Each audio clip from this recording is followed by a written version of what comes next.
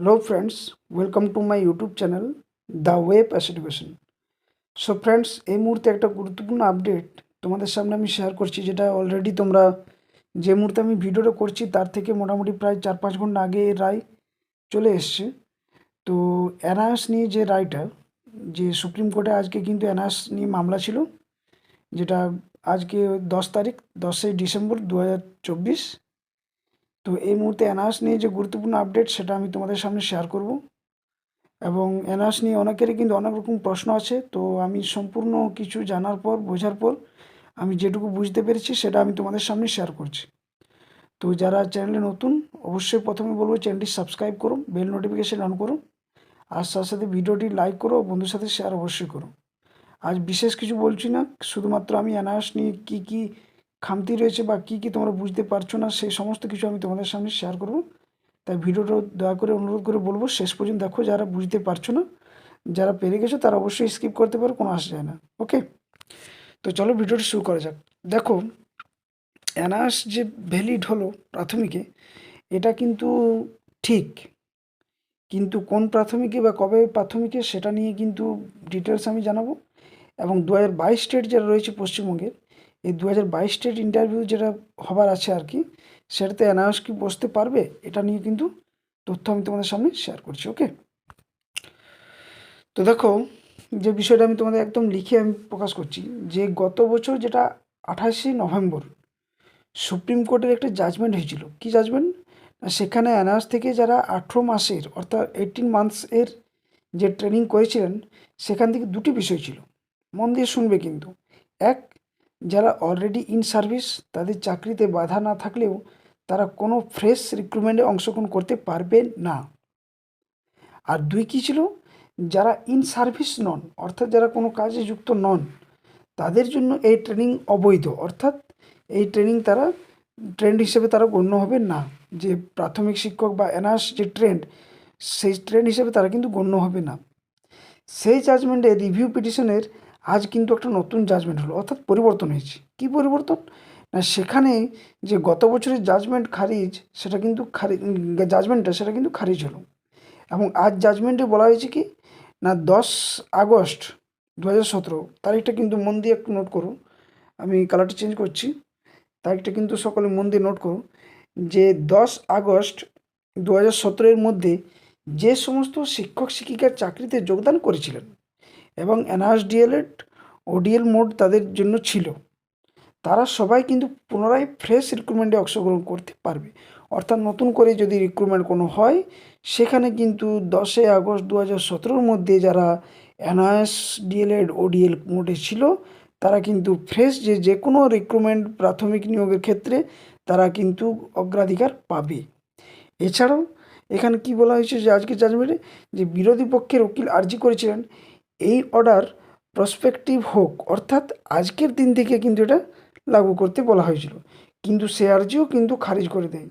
এবং বলা হয় কি জানো, যে বলা হয় 28শে নভেম্বর 2023 থেকে, অর্থাৎ 28শে নভেম্বর 2023 থেকে যারা 18 মাসের ডিএলএড ছিল, সেই যেদিন থেকে ছিল সেটা ইনভ্যালিড হয়েছিল, ফ্রেশ রিক্রুটমেন্টের জন্য সেদিন থেকে এই অর্ডার লাগু হবে, অর্থাৎ ইনভ্যালিড থেকে ভ্যালিড করা হলো।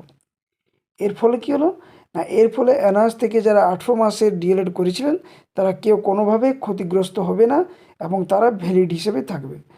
আর এর বাকি ডিটেলস সেটা আমি অবশ্যই কিন্তু, যদি কপি বার হয়ে যায় অবশ্যই বার হবেই, কালকের মধ্যে তোমরা পেয়ে যাবে বিভিন্ন সংবাদ মাধ্যমে, এবং আমি বিভিন্ন ইউটিউব চ্যানেলও পেয়ে যাবে, কিন্তু আমিও সেটা তোমাদের সামনে শেয়ার করব। তো এই বাকি তথ্য কিন্তু তোমাদের পরে জানা যাবে। আরও কিছু গুরুত্বপূর্ণ বিষয় রয়েছে, সেটা আমি তোমাদের সামনে শেয়ার করছি। ওকে, তো যে বিষয়টা রয়েছে সেটা আমি তোমাদের সামনে এখনই বলছি। আরেকটা যেটা প্রশ্ন সকলে করছো, যে স্যার বা দাদা 2022 স্টেট ইন্টারভিউতে কি অ্যানার্স বসতে পারবে? দেখো, এই নিয়ে কিন্তু অনেকেই কিন্তু অনেক রকম প্রশ্ন করছে, যে কেউ বলছে বসতে পারবে, কেউ বলছে বসতে পারবে না। তো এটা নিয়ে দেখো, যেহেতু দেওয়া রয়েছে যে যারা 2023-এ 18 মাসে, 2023-এ যে 28শে নভেম্বর, সেখান থেকে যারা 18 মাসে ডিএলএড করেছে তাদেরকে কিন্তু ইনভ্যালিড থেকে সুপ্রিম কোর্ট আজের রায় অনুযায়ী ভ্যালিড করলো। এক্ষেত্রে কিন্তু 2022 স্টেটে যেহেতু তারা ফ্রেশ ক্যান্ডিডেট হিসেবে থাকছে, অর্থাৎ ট্রেন্ড ক্যান্ডিডেট হিসেবে থাকছে, সেই হিসেবে তারা কিন্তু বসার জন্য কিন্তু যোগ্য।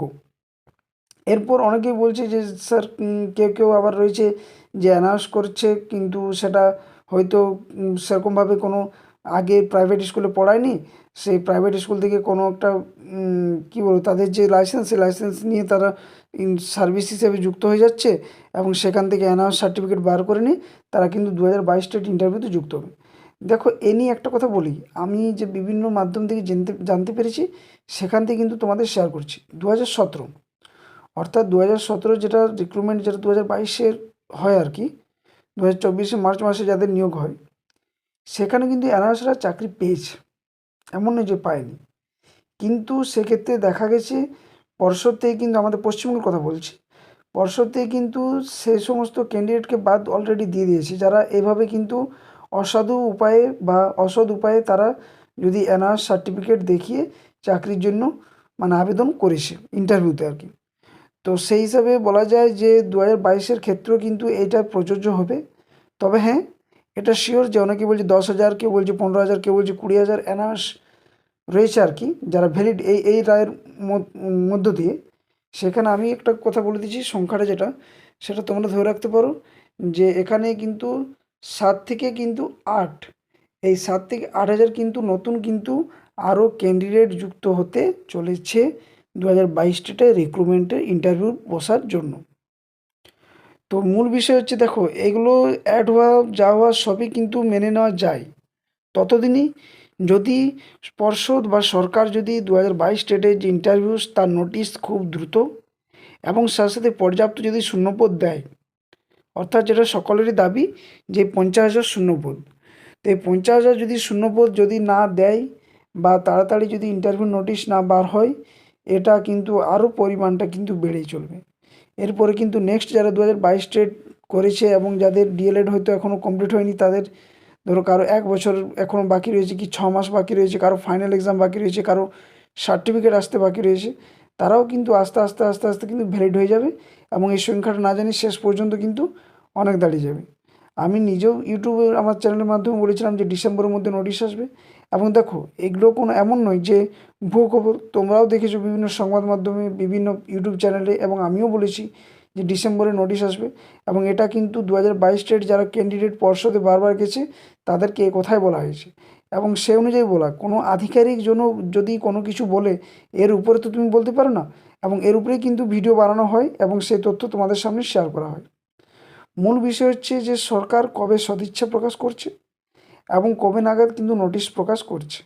আর তার সাথে সাথে সাথে যেটা বিষয়টা সেটা হচ্ছে কত শূন্যপদ, কে ভ্যালিড হলো কে ইনভ্যালিড হলো সেটা কিন্তু কেস মারফত হয়। এবং সাথে সাথে পর্ষদ বা সরকারের কিন্তু একটা দায়িত্ব থাকে যে কাকে আমরা এর মধ্যে রিক্রুটমেন্টের আমরা প্রসেসে ঢোকাতে পারি বা কাকে বৈধ করতে পারি বা কাকে অবৈধ করতে পারি। এটা কিন্তু সুপ্রিম কোর্টও কিন্তু তার বিরুদ্ধে যেতে পারে না।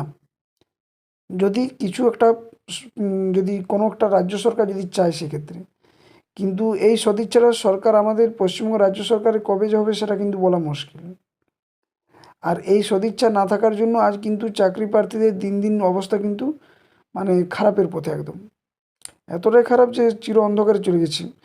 একটা আজ আমি সংবাদ মাধ্যমে দেখছিলাম যেখানে -7% হয়ে গেছে মানে নিয়োগের ক্ষেত্রে, অর্থাৎ নিয়োগ প্রায় নেই, অর্থাৎ মাইনাসে চলছে। মানে বুঝতে পারছো কী অবস্থা হয়ে গেছে রাজ্যের।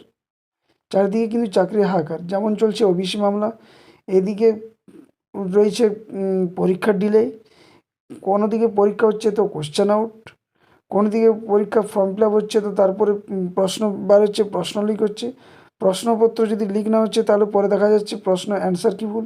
যেটা তোমরা কালকে যেটা মিসলেনিয়াস, যেটা পিএসসি মিসলেনিয়াসের যেটা অফিসিয়াল অ্যান্সার কি বার হয়েছে, সেখানে কিন্তু 4টা প্রশ্ন ভুল দিয়েছে, 4টা প্রশ্নের উত্তর ভুল দিয়েছে।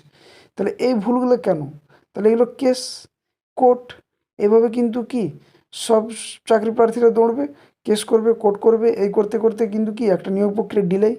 তাতে করে কি হচ্ছে না সরকার এটাতে কিন্তু লাভবান হচ্ছে। আমি সরকারের বিরুদ্ধে নয় বা কারো কোনো বিরুদ্ধে আমি কথা বলছি না, আমি বলছি বেকারদের নিয়ে তো ছিনিমিনি খেলা চলছে কেন? আজ এই যে অ্যানাউন্স হচ্ছে, অ্যানাউন্স যদি আগের থেকে এই বিষয়গুলো যদি ঠিক ক্লিয়ারিফিকেশন থাকতো তাহলে আজ তো এই অবস্থা হতো না।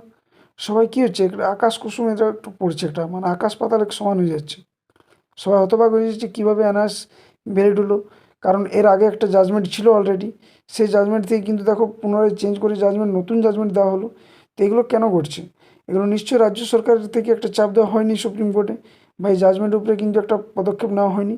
সমস্ত রাজ্য যদি এই বিষয়টা নিয়ে, দেশের বিভিন্ন রাজ্যে যে অ্যানার্সকে ভ্যালিড বা ইনভ্যালিড করছে সেটা যদি আগের থেকে সব খতিয়ে দেখা হতো, তাহলে এই বিষয়টা তৈরি হতো না। এবং এই অ্যানার্স কিন্তু প্রথমত যেটা বার করা হয়েছিল সেটা কিন্তু এই জন্যই যে যারা প্রাইভেট স্কুলে নন ট্রেন্ড হিসেবে চাকরি করছে তারা যাতে একটা ট্রেনিং প্রাপ্ত হয়, তার জন্যই কিন্তু তারা অ্যানার্স ডিগ্রিটা করা। এবং পরবর্তী ক্ষেত্রে জাজমেন্টটা এমনভাবে নিয়ম তৈরি হয়েছে যে তারা কী করছে না, যদি তারা অ্যানার্স করে থাকছে তাদের আর ডিএড বা কোনো বিএড এই ধরনের কোনো আর কোর্স করার দরকার না, তারা সরাসরি কিন্তু 18 মাসের কোর্স করেই কিন্তু যে কোনো টেট রাজ্যের হয়ে থাকুক সেখানে কিন্তু তারা পাশ করলে তারা কিন্তু যোগ্য। তো এটা তো ভুল, কারণ তাদেরকে তৈরি করা হয়েছে শুধুমাত্র তারা প্রাইভেট স্কুলে, যাতে তারা যখন নন ট্রেন হিসেবে তারা যখন চাকরিতে কর্মরত রয়েছে প্রাইভেট স্কুলে, তাদেরকে যাতে ট্রেন হিসেবে যাতে প্রাইভেট স্কুলগুলোর শিক্ষার মানটা যাতে উন্নত করা যায়, সেই জন্য অ্যানাউন্স করা। তো পরিস্থিতি এখন কোন দিকে গড়াচ্ছে সেটা বোঝা মুশকিল। পরবর্তী পদক্ষেপ কী হবে 2022 স্টেটে, যা বিশেষ করে আমি ওই কারণে ভিডিওটা বানানো, যে 50কে শূন্যপদের দাবি, এবং কিভাবে কোন কোন অ্যানার্স ক্যান্ডিডেটরা ঢুকবে, কোন কোন অ্যানার্স ক্যান্ডিডেটরা বাদ যাবে, কারা অসাধু উপায়ে করছে, কারা সৎ উপায়ে করছে, কারা অরিজিনাল, কারা ডুপ্লিকেট, কবে শূন্যপদ বার হবে, এই সমস্ত কিছু নিয়েই কিন্তু একটা দ্বন্দ্ব এখনও পর্যন্ত থেকেছে। এবং এটা যতক্ষণ না সঠিকভাবে প্রকাশ হচ্ছে সবার মনে কিন্তু সেই থেকেই যাবে।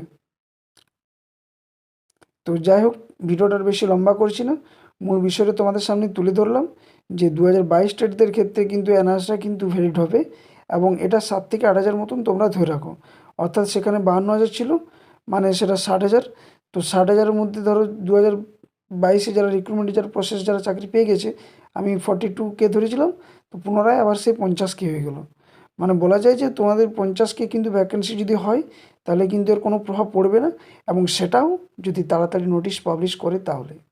নতুবা কিন্তু যারা ওল্ড ক্যান্ডিডেট, এক, যাদের একাডেমিক স্কোর কম, দুই, এবং এদের কিন্তু অসুবিধা, এবং যাদের বয়স বেশি হয়ে গেছে এদের অসুবিধা। এবং এদের একটা সুবিধা কি না, এরা যদি ইন্টারভিউ ভালো করে দেয়, এদের একটা যেহেতু একটা প্লাস পয়েন্ট থাকে, যাদের যেহেতু এদের বয়স বেশি, এইসব ক্ষেত্র থেকে তারা কিন্তু ভালো একটা অপরচুনিটি আছে। নতুবা কিন্তু এদেরও অবস্থা কিন্তু খুবই অন্ধকার, কারণ এতদিন যেহেতু রাজপথে নামার সকলের সাথে এত বয়স্ক হয়নি, তারা অনেকে কিন্তু পারিবারিক কাজে কিন্তু লিপ্ত হয়ে গেছে বা যুক্ত হয়ে গেছে। তারা যে এত কাজ সেরে নিয়ে বা ছেড়ে নিয়ে তারা যে এই আন্দোলন, এই বিভিন্ন ফান্ড, বিভিন্ন কিছুতে যোগদান করছে, এবং তারা যদি চাকরি পেলো না, এক পক্ষ চাকরি পেলো, এক কিছু সংখ্যক চাকরি পেলো না, এটাও কিন্তু একটা ভালো দিক নয়। তো দেখা যাক সরকার কী করছে, কবে কী করছে, কিন্তু সকলকে বলবো কেউ ঘুমিয়ে না থাকো। 2022-এর সকল প্রার্থীর কাছে অনুরোধ, সকলে কিন্তু অ্যাক্টিভ থাকো, এবং সরকারকে কিন্তু চাপ দেওয়ার জন্য সমস্তভাবে নিজ নিজ জেলা থেকে কিন্তু চেষ্টা করো। ওকে, এটা আমাদের সঠিক অধিকার, মৌলিক অধিকার, এটা আমাদের অধিকার, আমাদের ছিনিয়ে আনতে হবে, সে যে করেই হোক। ওকে, তো ভিডিওটা আর বেশি লম্বা করছি না, ভিডিওটা এখানেই শেষ করছি। যদি ভিডিওটি ভালো লাগে অবশ্যই ভিডিওটি লাইক করো, শেয়ার করো, আর যারা চ্যানেলে নতুন অবশ্যই চ্যানেলটি সাবস্ক্রাইব করে বেল নোটিফিকেশন অন করো, যাতে করে এই ধরনের চাকরি রিলেটেড সম্পর্কে কোনো ভিডিও বা আপডেট পেয়ে যাবে। আর যারা 2022 স্টেট ইন্টারভিউর প্রিপারেশন নিতে চাইছো তারা অবশ্যই দ্য ওয়েব এডুকেশন চ্যানেলের প্লেলিস্টে গিয়ে ভিজিট করো। সেখানে তোমরা ডাব্লিউবি টেট ইন্টারভিউর ক্লাস অলরেডি 60+ ভাইভা, ডেমো সমস্ত ক্লাস কিন্তু পেয়ে যাবে। আর ওই ক্লাসগুলোর পিডিএফ সম্পূর্ণ ফ্রি অফ কস্ট তোমরা টেলিগ্রাম চ্যানেলে পেয়ে যাবে। আমি ভিডিও ডেসক্রিপশন বক্সে টেলিগ্রাম চ্যানেলের লিঙ্ক তোমাদের প্রোভাইড করে দেবো।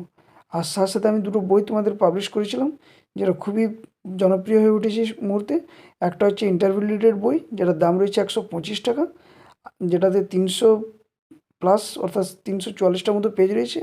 আর একটা পশ্চিমবঙ্গের ভূগোল এবং 23 জেলা সম্পর্কিত ইন ডিটেলস পুঙ্খানুপুঙ্খ তথ্য, যেখানে ঐতিহাসিক স্থলগুলো রয়েছে, মহান মহান ব্যক্তি রয়েছে, কী কী ট্র্যাডিশনাল রয়েছে, এই সমস্ত কিছু কিন্তু দেওয়া রয়েছে আর একটা পিডিএফে, যার মূল্য রয়েছে 180 টাকা, এবং ওর পেজ সংখ্যা রয়েছে 290-এর মতো, ওটাও প্রায় 300-র মতো।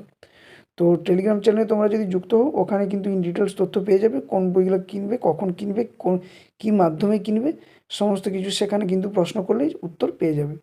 তো অবশ্যই আমি ভিডিও ডেসক্রিপশন বক্সে টেলিগ্রাম চ্যানেল লিঙ্ক দিয়ে দেবো, ওখানে কিন্তু তোমরা সকলে যুক্ত হয়ে যাবে যারা 2022 স্টেট ক্যান্ডিডেট রয়েছে। ওকে।